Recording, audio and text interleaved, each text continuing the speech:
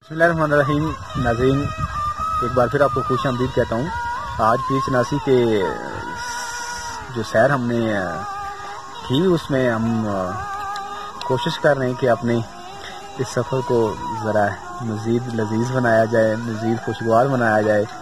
उस सिलसिला में हमने बारबेक्यू का बंदोबस्त किया है और ये इस वक्त आप देख रहे हैं कि बिल्कुल हम नेचुरल कैंपिंग कर रहे हैं। कोशिश कर रहे हैं कि ये थोड़ा सा एंजॉय किया जाए।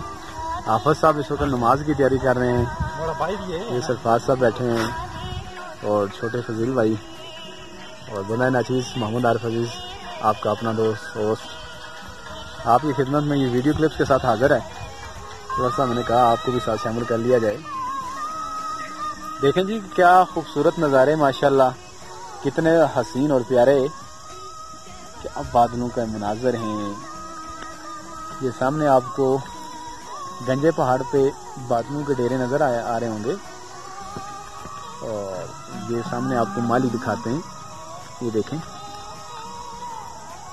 और थोड़ा सा अगर मैं टर्न करना चाहूँ, ये देखें आप जी, और बंदा एंजॉय कर रहा है।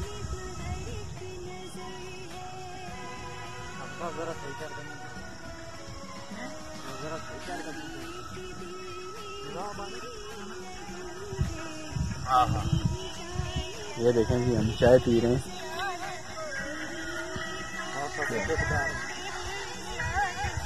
क्या बात है, ये बारबेक्यू हो रहा है जी।